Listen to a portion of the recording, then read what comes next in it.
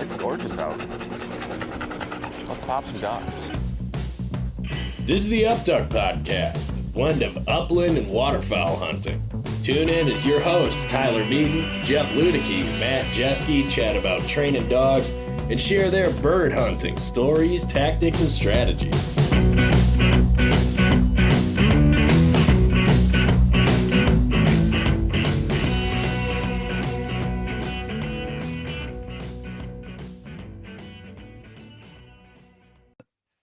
An hour of more talking. Maybe. Will it be an hour? We'll see. You gonna make it an hour? If we wrap this up in 30 It minutes, might be shorter. Yeah, I'm not gonna complain. I'm tired. You don't want to be like the Joe Rogan 3.5 hour podcasts? Oh, Not on this one. No. I tell you, No it takes. I mean, I have like a 5-minute commute to work every day. So to listen to one Joe Rogan episode, it takes me weeks to get through an episode. Same. I've got like a 7-minute drive. So until it gets back to lawn mowing season, it takes Yeah, there you go. to get through those. Yeah. Dude, Lawn you need mowing like a season. All right, what would I would kill for lawn mowing season right now? That means it's Why is that, Jeff? warm. It means it's warm. We're out of this winter rut. It means that hunting season is on the horizon. There's a lot of good things that come from lawn mowing season, Tyler. That's true. That's true. Beer tastes better in the summer. Country music sounds better in the summer. Oh man. You can drive with your windows down in the summer. That's right. Oh, with your country music rolling and your beer in the. No, never mind. We don't have the beer in there. oh no, the beer. No, you can't have the beer in there. No, All right. no. All right. Are you drinking a beer tonight, Jeff? I am. Okay. I am. Show the world what we got. I've had this one before. Pretty Third good. space, pretty good. Okay. Because it's pretty good. It's pretty good. It's all right. For all of you Doesn't- Curb Your Enthusiasm enthusiasts out there, have you guys watched the show? No? Negative. Oh my gosh. He does his pretty good. You haven't heard this before? I think I've heard that before. Okay. I'm gonna have a Whoever's hot listening to take. this- I'm pretty sure I saw like 2 episodes of it, and it was not for me. That was back in high school. Larry David, Yeah. co-writer of Seinfeld. Yeah, just didn't hit. George Costanza, like his life was literally, I mean, he wrote the George Costanza's, his character in that show was basically Larry David's life. It's really funny. If you like Seinfeld, you will like Curb Your Enthusiasm. I'm not really a Seinfeld guy. Okay. Somebody that listens to this, please message me and tell me you know that quote and that line, please. Like talking to a wall over here. Yeah. Matt, it's 2-on-1. Is this how you feel when we talk about coffee all the time too? Yeah, usually. Yeah. Pretty much sums it up. That's how I feel All when right. you guys start talking about labs. Yeah. Oh yeah, labs. We could talk. I'm going to spend some time on that. Anyway, let's get to the meat of today's episode. What is the meat of today's episode? It is That was a good transition, kind of, right? We were talking about summertime, and yeah, it was good. I was going to segue it, but we kind of kept going there, which is fine. We're going to segue it now, right? Because we're talking about all sorts of random crap because it is the post-hunting season for all of us. And some of us have the post-hunting season blues more than the others. We need to talk about that. Yeah, It's kind of like sports right now, right? I mean, unless you're a giant NBA fan, you've got the Super Bowl coming up, but nobody college football's cares. over. Yeah, there's that. Nobody cares about the Super Bowl this year. NFL's over. Baseball hasn't started. Hockey's hard to watch. It's just that slump right now. Kind of a bummer, actually. Yeah. I'm seriously concerned about Matt with the post-hunting season blues right now. look at him over there. He's struggling. No, he is true. struggling. You can see it. That's true. That's true. I mean, For all you viewers on YouTube over there, you'll be able to see Matt's struggle bus I on know, camera. right? Yes. Yep. Yeah. Side note, we are on YouTube now, if you listen to this audio portion. So, check that out. But you will see Matt struggling. Matt sent a meme the other day about the post-hunting season blues, and he's like, "This is so true." That And was it was like applicable. it was. I felt like he was just like forecasting his feelings onto us, Jeff. I It think was he like, was, okay, yeah. I'm like, do I need to drive down to Dubuque and check on him? It was like a hint, guys. You guys need to be checking on me, even though I'm Yes. sending you That's this not how it meme. was intended. I'm the one that's struggling. It was a cry for help. It did feel like a cry. It was a cry for help. That's not how it was intended, but yeah, I mean, since our trip, I was looking forward to that trip, and now it's in the past by almost a month now. That's wild. It's what, oh boy, 8 months to go. Now, let me ask you this, man. 7 months in between. If the trip would have been a bust, which it absolutely was not, would Yeah. that have helped or hurt your postseason depression? It wouldn't have helped. It wouldn't have helped? No.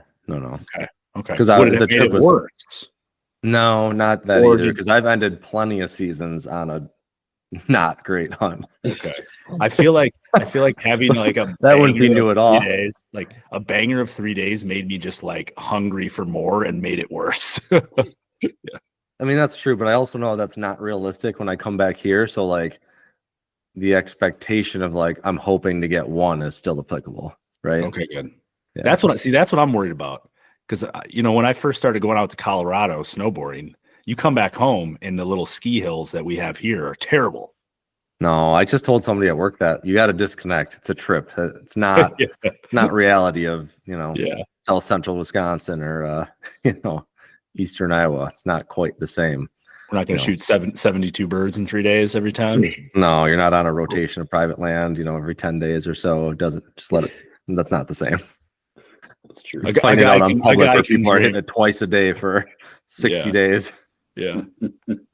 A guy can dream. You never know. Yes, That's true. Yeah, we can dream. So we are in the postseason here, so we're sort of in the downtime period, especially right now, right? The weather today was like 50 degrees here in Oconomowoc. Yeah, but generally January sucks. You just can't. There's not a lot to do. It's long. So Yeah. So my question is, gentlemen, what have you been doing to pass the time and mitigate your post-hunting season blues? Lucky for Maggie, I've been not so lazy and actually training like twice a week. Oh, So that's been nice. oh, I mean, nice. there's no snow. It's 40 degrees out. It's kind of hard to just sit in the yard and not walk 2 blocks up the road and train. So did that this afternoon even. So that's been kind of fun. I mean, not like hard training. It's literally to get her to run. So yeah, it's been nice. It's nice out. 52 degrees or something this afternoon. Kind of hard to complain. it's fair. Got to use it because you never know. Oh, Never know. We're getting getting a hammered foot on of snow in like 2 weeks, guaranteed. Yeah. Yeah. Guaranteed. Yeah. Yeah. February might be pretty long. So Yeah. trying to get the dog out a little bit. It's Been good. training. You've been thinking about your boat a little bit too, right? I have been. Yep. Maybe some pods in the spring. We'll see. Just because I have that splashing problem that's super annoying during the summer, and it would only help during the fall. Because if I can keep the back end up a little bit, it would help me get in and out of things a little bit easier. So looking at that. For everybody that doesn't know, he's talking about pods for the back of his boat, flotation pods, Yeah. right? So it's something, little aluminum boxes, if you will, that you weld onto the back of your boat to help kind of keep the back end of the boat up a little bit higher and help the boat get on plane a little bit easier. Yeah. Yep. So that's a potential. The splashing problem, is it when you're actually like under power or is it when you stop? Like on plane. It When you're on splashes up plane, it splashes up? out of the corners. Yep. Interesting. Okay. Because it's a long shaft with a short shaft transom, but I've got the jack plate that gets it almost to where it needs to be. And then if you think about it, in 1984, what did a 2-stroke 40 horse weigh? It wasn't Right. 265 pounds, which Fuel is what, injection. yeah, force which is stroke, what mine weighs. I mean, it was literally half the size. Yeah. So it just weighs it down a lot more. And I mean, that's what The place I use thinks the problem was or is because we used that jack plate and got it up quite a ways, but the pods would keep that back end up quite a bit and help on plane, so it should take care of that splashing problem. Nice. So I've heard of the guys using pods for longtails, but I haven't really heard that it was guys using it for your standard outboard motors. Yeah, pretty common out by you though. Mm-hmm. Yeah, nice. Yeah, I've seen plenty of them out there. So cool. Thinking about that, I brought in I haven't counted them. I threw away I don't know how many of my old decoy rigs, all the ones that the vinyl wrapped stuff has cracked out and cuts your hands. So started cutting off snap swivels and decoy anchors and things like that, getting ready for next year, kind of making up some new rigs. I've got a couple new Easy Deke rigs to put on, a couple of the longer lines, but I've got some new monofilament. I'm going to make a bunch of new 4-foot rigs. Actually, with a bunch of Easy Deke components that I bought over winter. So started to put some rigs together, clean up my old ones, kind of sort through there's probably like 5 or 6 dozen that I had made up over time, different lengths and stuff. So sorting through stuff and just trying to keep going on things because I don't want it to be August and then it's like a scramble to get the boat and decoys and everything else ready. So it's just something else to do. That's smart. Trying. I usually wait and it doesn't work so well. Call it the August scramble. Is that what it's called? Might as well. Yeah. Yeah. Okay. Smart man. Yeah. Okay. So you're staying busy. You got enough stuff going on. Yeah. Yeah. Mm-hmm. Okay. Maggie's benefiting, it sounds like. Yeah. She doesn't hate it. For nice. Sure. Yeah. It's good.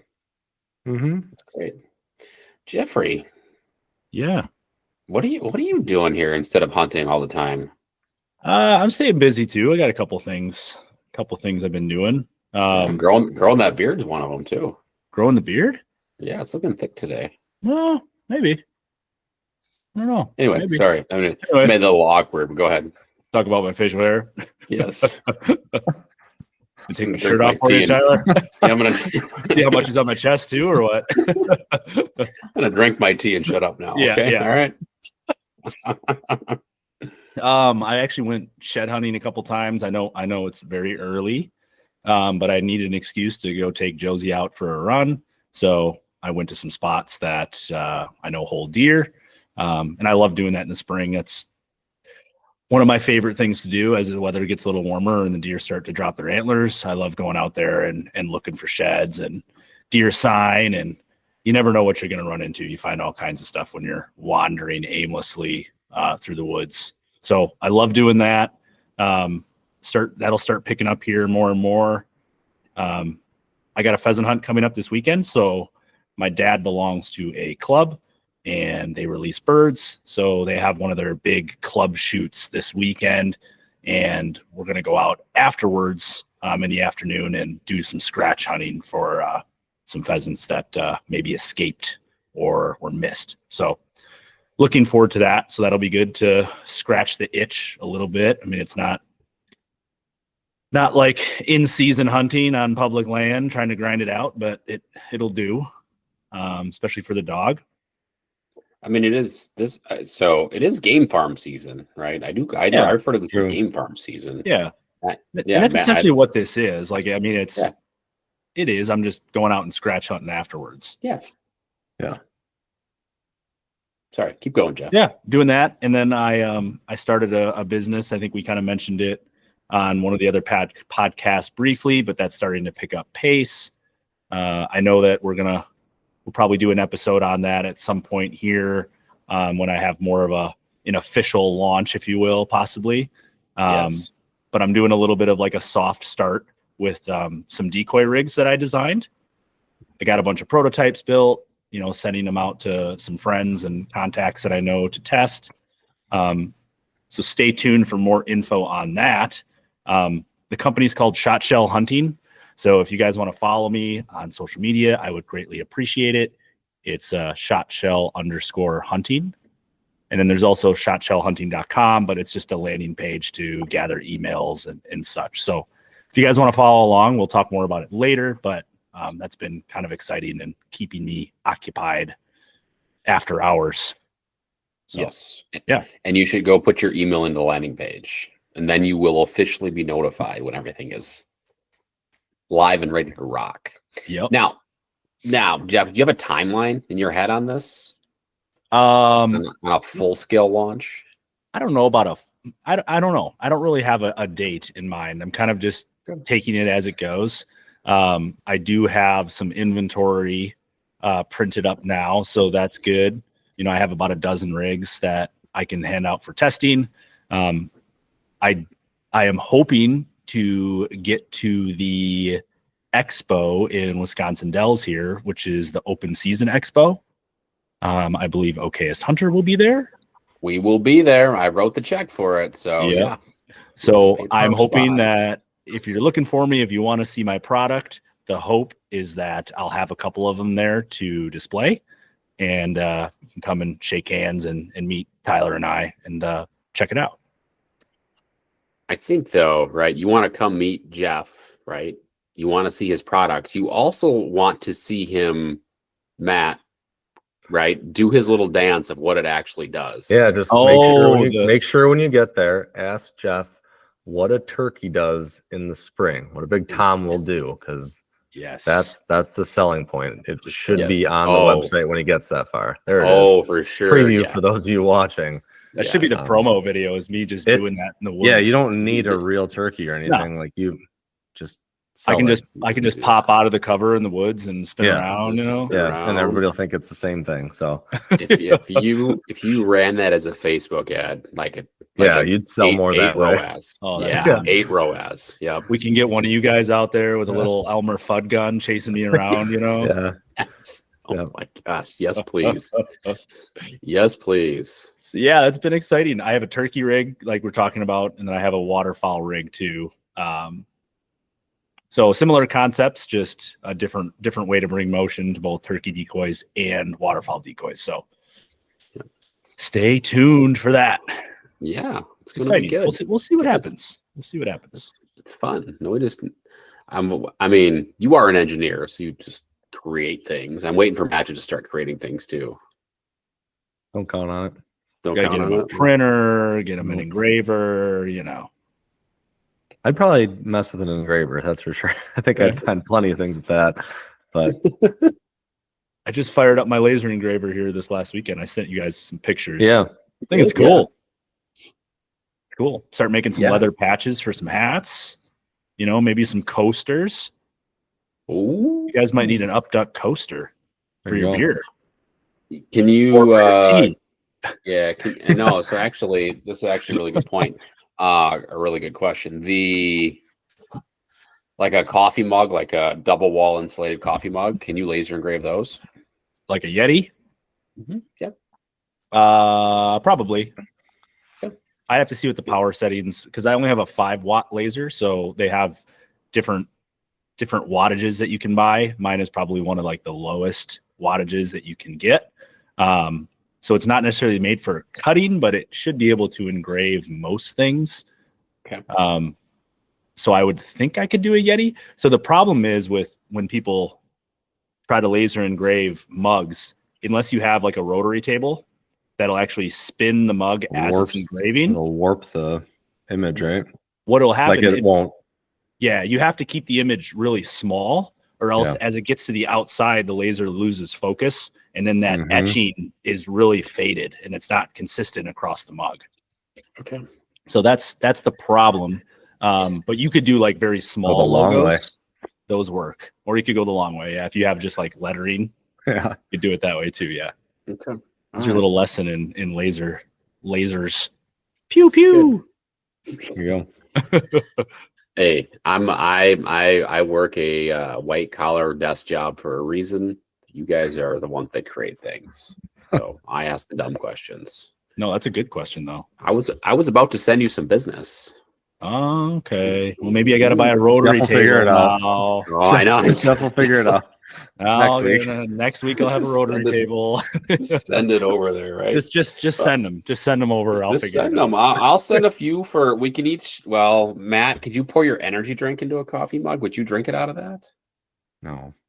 No, okay, I never drink my mind. tea out of the coffee mug. Coaster though. Oh, you do tea. That's right. Okay. I do. Okay, so Yeah. we could do tea. All right. Mhm.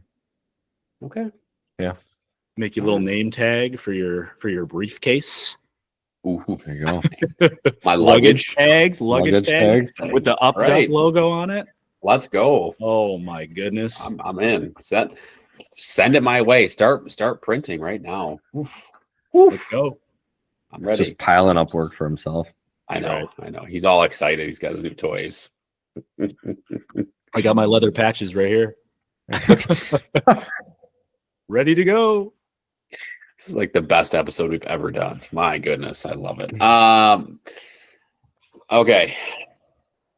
What else, Jeff? Anything? I've been working on my boat a little bit. Okay. Little odds and ends. I just put some deck cleats on it in the four corners. So didn't have those on it. And I do like those. They're especially handy when you're launching boats by yourself because you can wrap your rope around there when you push the boat off the trailer, so on and so forth. So wait, I gotta stop you. Okay. Yeah. For us non-boat folk, right? Deck cleats. Describe that. it's like a little black plastic or stainless steel. It's called a cleat, but it's like a little tie-off area that you can wrap. You know when you pull up to a dock and they'll have the big things they wrap the ropes around? That's a cleat.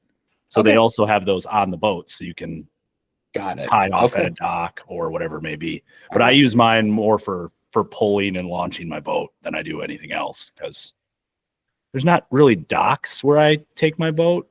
Most of the time, docks don't exist. So I'm using it more for tying up the boat on a riverbank or something like that. Man, Matt, was there a dock where we went? There's nothing there. Jeff, you're like, there's not really docks. Matt's just starts laughing. Just oh my goodness, that's most great. of the places I go don't have a dock. I like it a little that way. I'm gonna keep it that way. Yeah, it's a little sketch on the launch on some of those places. I mean, all in a day's work. It's true. It's just Jeff, a ditch. Yeah. It's just a ditch. There's Jeff, the one off that one bridge. Oh yeah, that's the one Matt experienced. Yeah. No, the one that we did. Oh yeah, okay. When the water was really low and you were worried about like breaking your motor because it was like. Oh yeah, my tiller handle like went into the mud when we launched the boat. Yes. Yeah, that was great. Yes. It was pretty sweet. Yeah, there's like 100-yard like trail down the side of a bridge that you have to back down. It's great. That's one that we've talked about this before. Check out in the summer.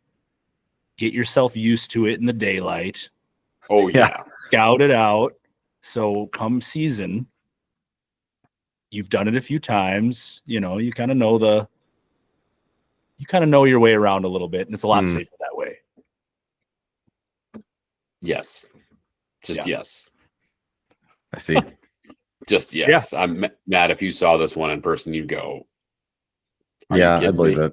Yeah. That's why I got to keep my boat small. That's right. Yeah, so I've been working on that. The motor will come this spring, probably March and April. March or April, and then it's pretty much ready to go, ready to cruise around, get myself comfortable with it, get myself comfortable with the more horsepower, the little bit bigger of a boat, all that good stuff. So come season time, I'll be ready to rock. Are you gonna put something on the bottom, like Gator Glide or some equivalent this spring, or no? I thought Before about it. Motor? Yeah, I thought about it. I might still if I get, I don't know, if I get crazy enough to take on another project. But I run in a lot of sand. Mm-hmm. And I've heard that Gator Glide, yes, it can be good for sand, but it wears off the Gator Glide really fast just because of how abrasive the sand is. Yeah. So I've been told that if you run in a lot of sand, you'll just end up having to like redo it year after year. And I don't know if I want to do that necessarily. Yeah. I don't know if it'll be worth the hassle to have to be constantly touching it back up, especially once the motor's on and everything, and I got to flip the boat over. It just becomes a pain in the butt. But if anybody knows anything more about this and wants to tell me that, no, Jeff, you're wrong, it will work amazingly in the sand, I am all ears. And you could probably convince me to do it pretty easily. So, yeah, no, there's Gator Glide and there's one other one. Yeah, I can't remember what it is right now. Quick Slick, I think it's called, right? Something Slick. Yeah. I think it's I don't Quick remember. Slick, maybe. Yeah, I know Backwater uses one that's a little different than the Gator Glide, which is the one that everybody kind of knows about. Yeah. So, yeah, staying busy. Yeah. More for both of you. You have more tinkering to do with your boats things, right? Over the course of the next 8 months until season's here. So that's always a good thing. Yeah. Well, and the hard thing is you get such little time. Something that you could probably knock out if you just had a whole day, takes you like a month because you get like 20 minutes at a crack to work on it. Yeah. So, Yep, that is accurate. What's you, Tyler? Well, I got to ask you guys, though. Okay. So, Jeff, you mentioned you're doing a little scratch on. Are you guys going to are you planning to do any more game farm hunts? I just got a text last weekend. I think we're going to go, some buddies out here mid-February, late February, early March, maybe go once. Okay. Nothing on the calendar yet, but I had planned to go anyway once because I haven't made it out there yet. And I always try to go once as just a fun hunt. Morning hunt or something. So yes, at least once. Right. That's the plan. Okay. All right. Yeah, I might go once or twice, kind of the same deal as Matt, but nothing on the calendar right now. It usually takes somebody to throw me an invite, and I will happily accept. But I usually don't like seek it out. Okay. So maybe we should set one up and seek it out, Jeff. We could. Yeah, we've got enough. Be up for it. I need to change my overall experiences in game farms. I need to. Yeah, that sounds what. I need to have a more pleasant experience to kind of change my thoughts. Yeah, we got to change that perception for sure. And if you got ideas, I'm all ears. I mean, it doesn't sound too hard. Your bar was set pretty low, honestly. So true. Oh man. Yeah, I'll see if we can work some magic or something and get in somewhere really nice. Maybe. Yeah. Probably not, but maybe. And then we just got to see when Matthew Jeske is going to be in town and try to time it that way too. It'll be fun. So yeah, it'll be fun, right? Get the dogs out. Upduck game farm hunt. Oh, Upduck game farm. Get the GoPros. Get the dogs. Let's roll. Always the GoPro. Always the GoPros. Yeah. Let's go. I'm gonna buy one of those new 360 cameras though. Those things are legit. They are pretty cool. Yeah, they are. So, Jeff, you asked what am I doing to pass the time? I don't know. Sir. Everything. Trying to survive. Yeah, pretty much. Yeah. Yep. I was at SHOT Show last week out in Vegas. That was fun and exhausting, and just it's fun to really meet a lot of people and just see that event out there. It's just really hard to describe the size of the booths that you see and how much money goes into some of these booths. I just don't. It's on a different scale than like a consumer show, where everybody's got like a 10 by 20, maybe a 10 by 30 booth. These things are just massive. My 9 to 5 is crushing me, so that's good. I have a game farm hunt on the calendar actually on February 8th. Oh, nice. Mm-hmm. That is we're calling that one. That's the Ren special right there. I was going to ask that. And what establishment? Tackle Creek. Okay. So yep. Okay.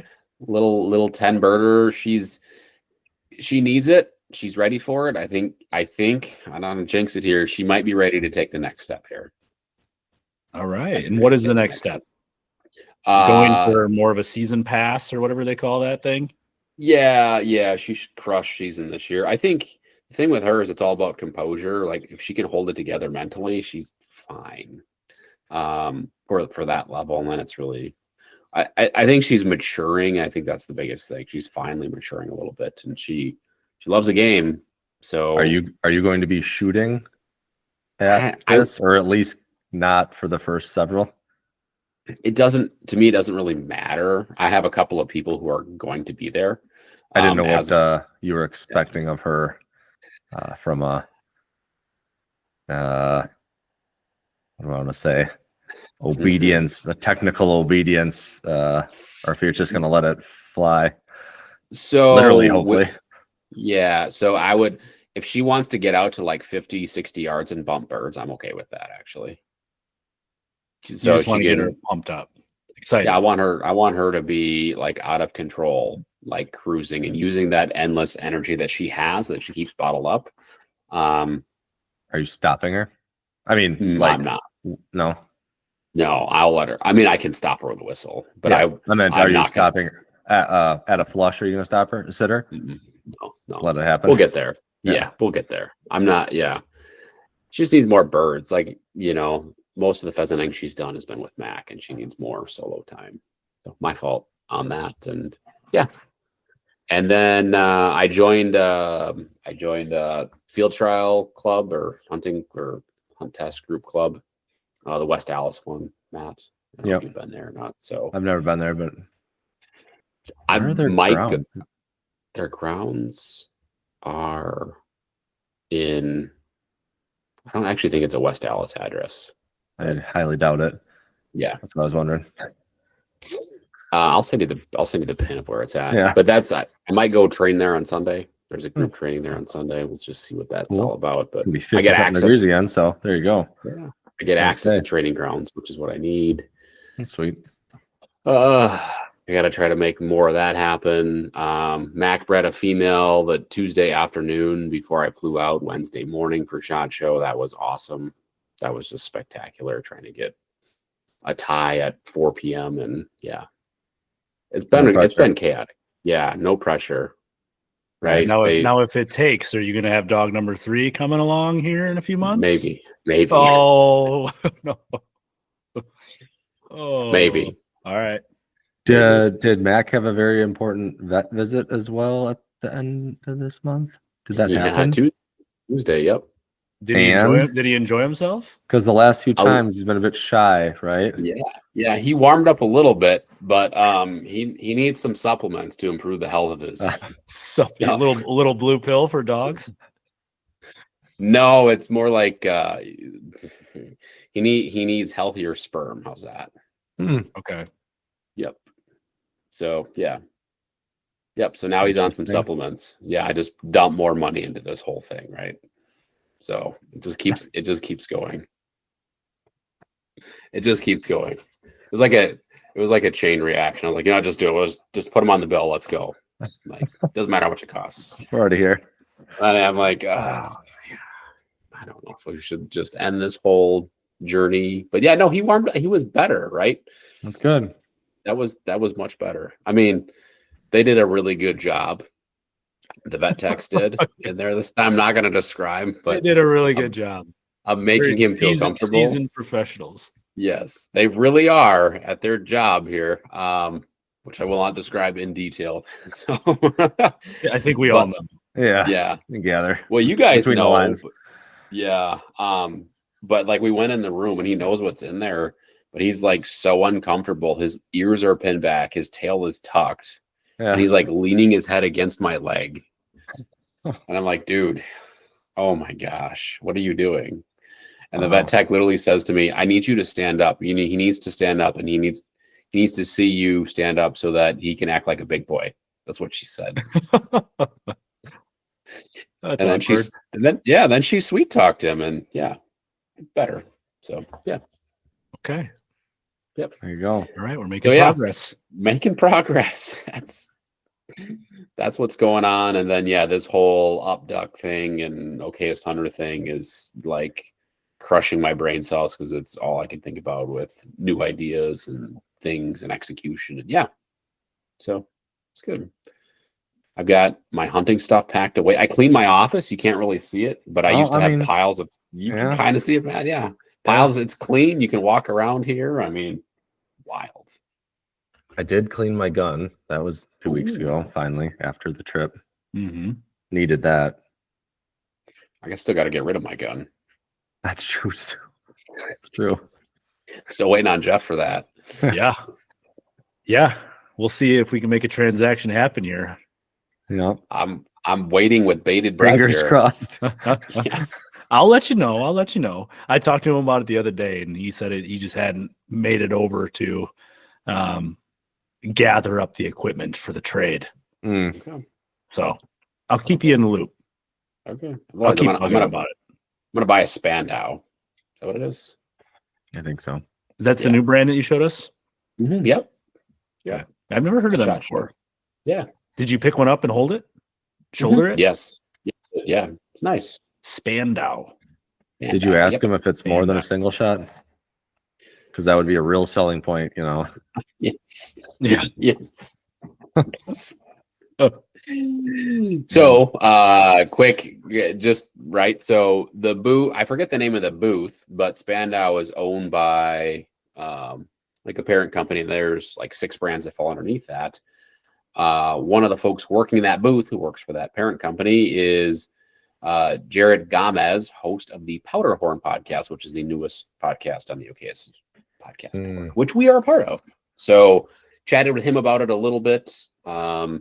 We could probably get him on. He could probably give us the details all about it if we really wanted to. It'd be fun.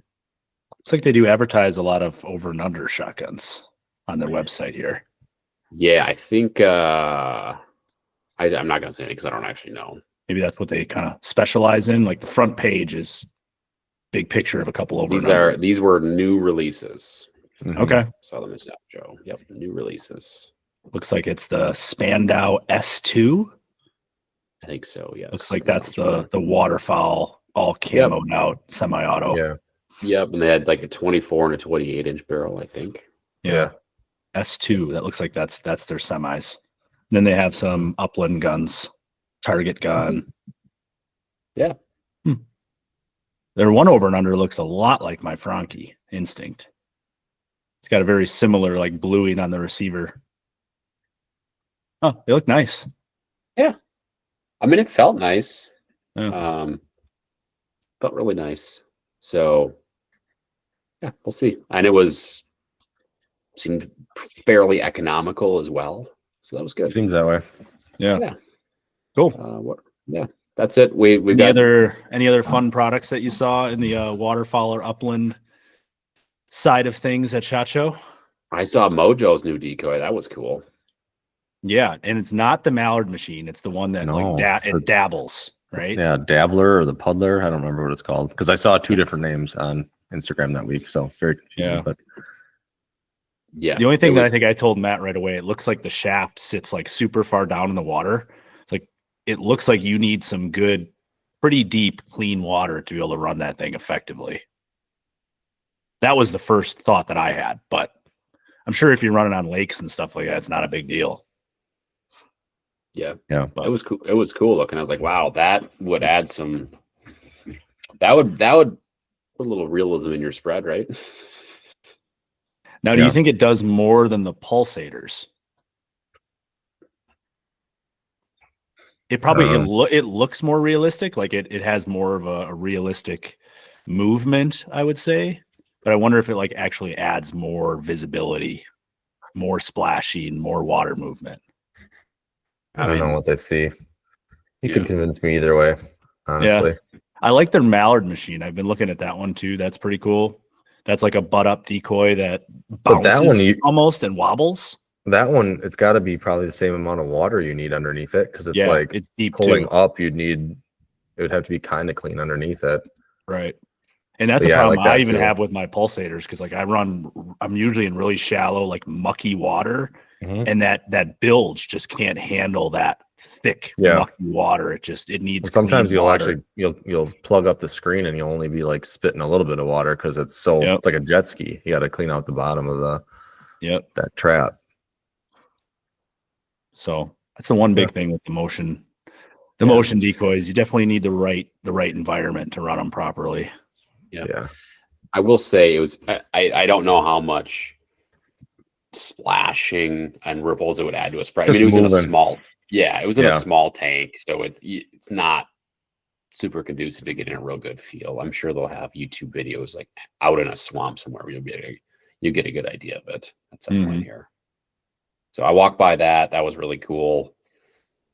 Otherwise, some 3D games, like virtual reality games. That was pretty fun. Saw a couple of those. Played one of them. Put the headset like on. virtual reality hunting. Oh yeah. That's cool. Yes. Like big game or big buck hunter, but virtual VR. Pretty much. Yeah. Pretty like you put the 3D, the VR glasses on. Game is the company. It's GAIM. And they have like bear hunting. They have pig hunting. They let me do water. Like, super realistic versus the old days. Yeah. The they let me do waterfowl. I was like, oh, this is awesome. And they track your accuracy, number of shots fired, hits, like kills, all this stuff. Okay, wait. Was your accuracy better or worse than in real life? Oh, it what was. What do the gamers call it in RL? Oh, it was IRL. It was in real life. It was accurate to a T. I was like, wow, this is amazing. Like I shot the same percentage I did all year. You did the mallard here, the mallard hunt. That's awesome. Game was the company. That's super cool.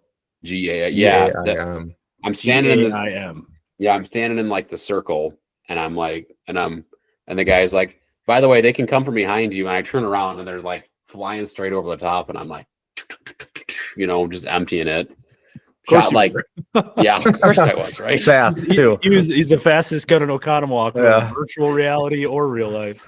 And then I'm like, why am I feel like I should be like right on them, and I'm shooting like way high or way low or whatever. I'm not like shouldering the gun properly still. So even the fake gun, you can't even shoulder the fake gun. I know, right? Yeah. When I say I'm not shouldering it properly, I'm not like my cheek is not going to the stock.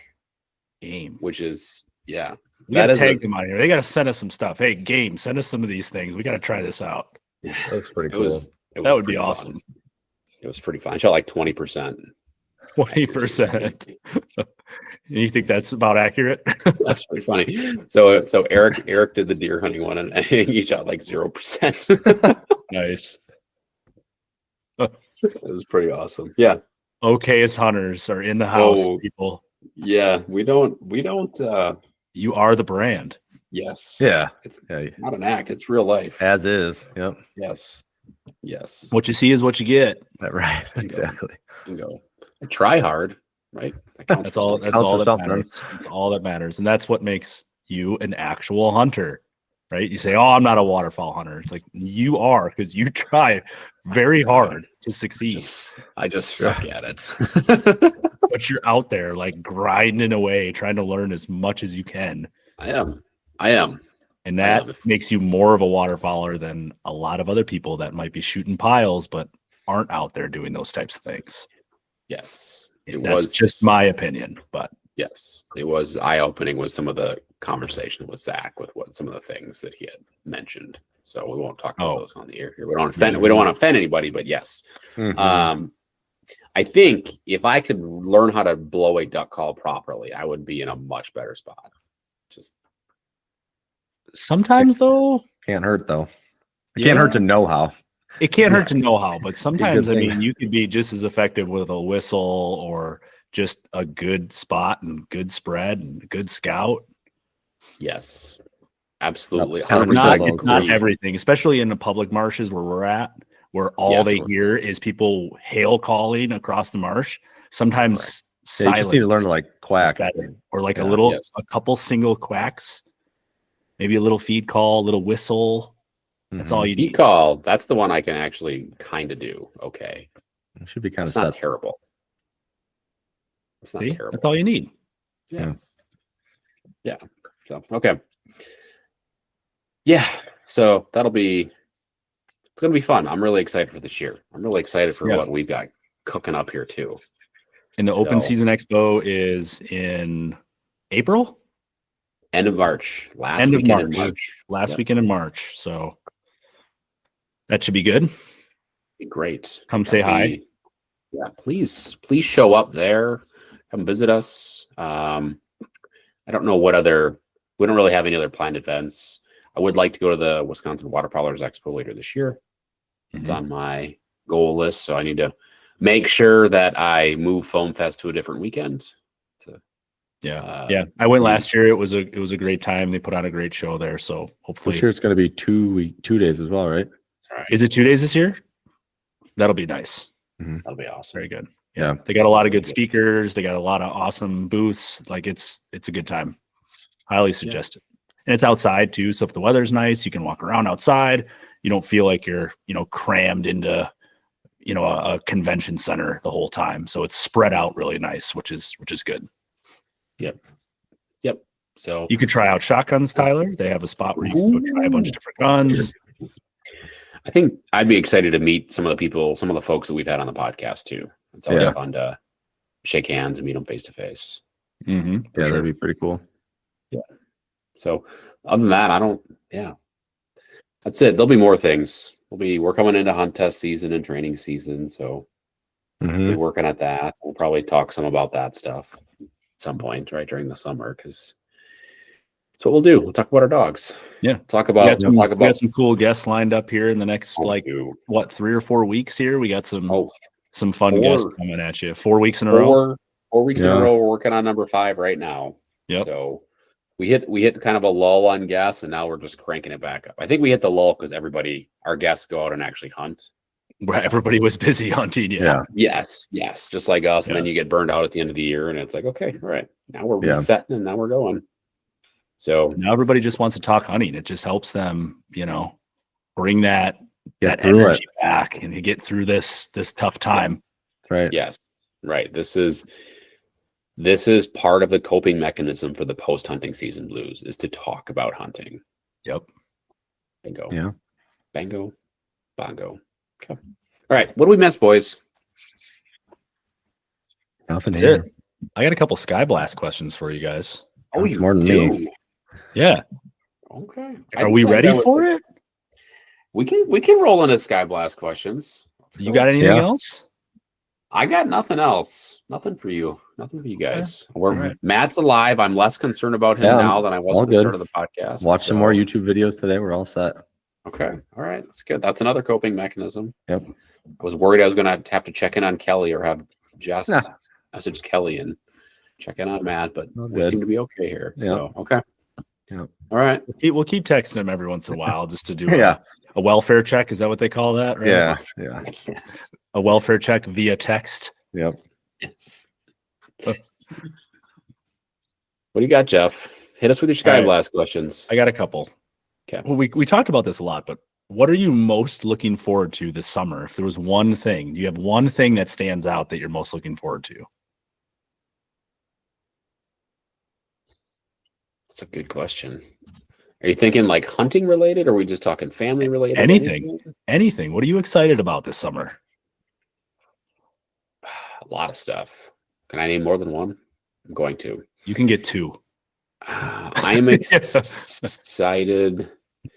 I'm excited for Monday night group training. It's always a very relaxed, a lot of fun, a lot of shooting the breeze, a lot of people razzing each other. I really like my Monday night training group. So I'm excited for that during the summer. I'm also excited for your family camping whenever we decide to do that. Oh, very cool. Yep. Do you have a destination picked out for the family camping adventure? Oh, the Pine Woods campground, because it's the closest one to our house in case disaster strikes. We have to pull the plug. You're like 10 minutes away. Yeah, like 25 minutes away. Yes. Nice. Yes. Yeah, I literally told the story, this exact same story today at work too. That's funny. Yes. Perfect. Yep. Matt? Got one concert looking forward to this summer. Who? Tyler Childers at the Alpine, actually. Oh, nice. Mm-hmm. Close to my old stomping grounds. Yeah, I've never been to a concert there. Really? I grew up like 30 minutes away. Actually, you know what? I don't think I've been to I've been to the venue and did a lot of skiing there, but I don't know if I've never. Nope. I don't know if I've ever seen a show either. No, Jimmy Buffett and Dave Matthews Band were always like the yearly that's like big parties at Alpine Valley. Yep. Hopefully the river's not too crazy. Get out on the boat a little bit more just for fun. And then Tommy got his own fishing pole for his birthday this year. So stepping up the fishing game for him next year and keeping it fun. So nice. He was getting into it. Like we fished until into October, I think, like once a week, just to get out and catch some bluegills and stuff. So hoping next year we can kind of pick that up a little bit where we left off, and he enjoys it just as much. So yeah, that's awesome. Yeah, and I might be building like a little war wagon cart, because if I take him out, it probably won't be in the boat in September. It'll be like a walkout spot, and I'm not gonna have him walk like a mile and a quarter. So I might have to like a war wagon. Thinking of like adding seat wheels on it. to like a, carry the sled, but also have him just like sit on a boat seat or something on it. I don't know. I gotta think about it yet. Okay. Yeah. Now Tyler, he's gonna need one of these now too. Oh, you got to make the war wagon this year, Tyler. I've got the red wagon, the old red wagon. So. Tyler needs my plans for the deck system as well. I need to write out my material list so you can copy that. This is true. I do. I really do. That's great, Matt. That's awesome. Yeah. So I suppose. Yeah. Go ahead, Jeff. Number 2. Yeah. I know Tyler's answer. No. 90s country, yay or nay? Oh, yay. Oh, come on, Matt. Yes. Oh, are you kidding me? That's what I grew up listening to. Well, me too, and that's probably why I hate it so much. Because that's all I listened to in the car. That and Static 620. Back when the AM was terrible and you could only, make out like a couple words every now and then. Oh, both of you. Unbelievable. That's why Zach Top is so great right now. It's reminiscent of your childhood. I thought I would get Matt on my side for this one, but no way. I shouldn't have asked. I think less of him now. I think you need to tell the backstory that prompted this question. Oh, well, on the trip to Oklahoma, that was the big thing. You guys kept wanting to listen to 90s country, and I can't stand 90s country. You guys should have drove down with me and my dad, because we definitely listened to 90s country on the drive down. I can't stand it. I can't stand it. Nate and I were all over Jeff's case on the 13-hour drive down. Oh, unbelievable. Bad. Yeah, okay.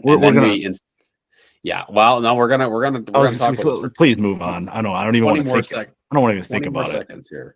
All right. So we couldn't listen to 90s country, so instead we got to Kid Rock, and then Kid Rock caused us to miss our another exit. 25 minutes of drive. Yes. Hashtag worth it. Hashtag worth it.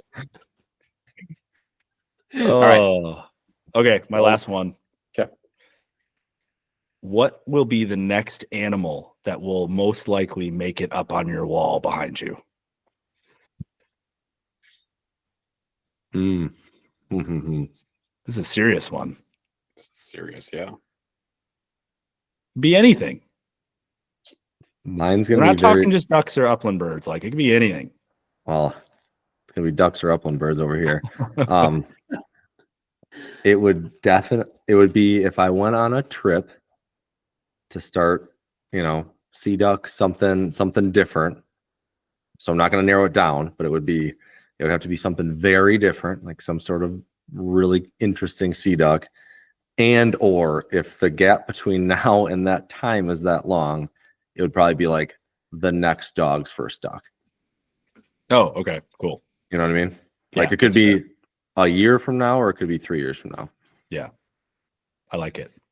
So Tyler could throw a wild card here because he deer hunts, bird hunts.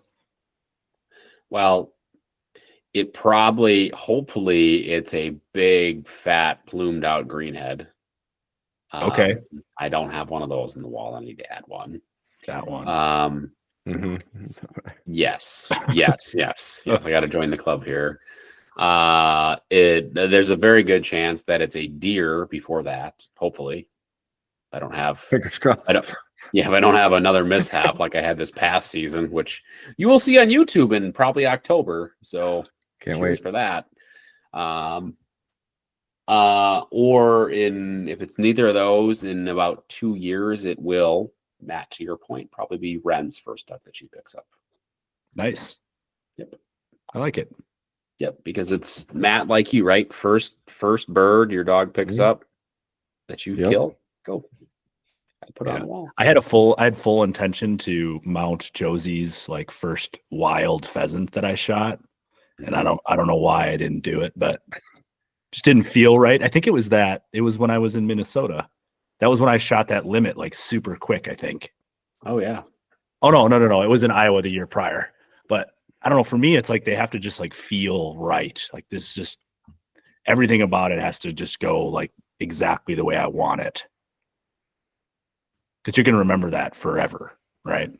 That is true. That's the whole point of it. It's true. So if it doesn't feel right, you know what would have felt right is if you would have mounted that bird with a 38-inch tail feather, whatever it was. So, yeah, but that wasn't that was a pen bird. It was a wild bird. It had Unconfirmed. been out there. It was a pen. It was a pen bird that escaped into the wild. Yes, you're right. And had survived. At that point, it was wild. Yeah, it wasn't in an area that they released birds, but still correct. But if you ask Matt, genetic mutation. That's what I would have told everybody. I shot an absolute stud of a rooster in Iowa this last year. I should have mounted it, but I didn't. So I don't know. I got a wood duck and taxidermist though, so yes. I got to wait till that comes back before I can worry about what goes up there next. Yeah. Outstanding payment waiting to. And that 3/5 storm widgeon is at the taxidermist as we speak. Nate brought it. Ooh, nice. Okay, good for him. Mm-hmm. Good for him. Duck. Yep. That was a great duck. We're gonna wait till we release this podcast till it goes live. And then we're gonna post that picture of Nate cradling that duck like a baby. I think. Yes. I thoroughly enjoy both of those pictures that exist now. He's got a whole gallery of them now that I've taken. You know when it started? I took him on one of his first duck hunts, and it was the first time he ever field hunted, like in a dry cornfield. And a group of mallards came in, and we dropped 2 of them. And that was where it all started. There was a picture of him cradling a greenhead in a cornfield. And then his wife thought it was the funniest thing of all time. So now every time the 2 of us go hunting, she requests that we take these photos of him holding his ducks like little babies or pheasants or whatever it may be. Yes. So we've been doing it all along, and it's pretty funny. Mm-hmm. Sort of like an inside joke thing, but if you don't understand the joke, you're like, what is going on over there? Yeah. Or you could get some keyboard cowboys that think we're being disrespectful or something like that. But correct. Well, it's the widgeon he had to protect. That was going on the wall. Yes. That was a strategic cradle. Strategic. Keep that thing away from the dogs. Yep. That's for sure. Yeah, that's for sure. Okay. All right. Is that it, Jeff? That's all I got. I got 3. Okay. I don't have any off the cuff ones here. Nope. We're gonna plans threw me off, so I didn't have any new ones. Yes, that's true. That's true. I kind of threw a curveball in there. So I think we're gonna wrap it up here. We're gonna pull the plug. If you made it this far, thank you. We appreciate you tuning in. Come back next week. We've got more guests. It's gonna be fun. I'm really excited for the next month, 6 weeks of guests we've got lined up. If you have 10 seconds, leave us a quick review. Find us on social media, Upduck Co. I can't remember what the actual handle is, but if you search Upduck, you'll find us on Meta, anywhere on Meta, Instagram, Facebook, whatever, TikTok, wherever you want to go. Let us know what you got for feedback, questions. If you want to get together for a hunt or training or whatever it is, we're always open to that. Other than that, peace out, everybody.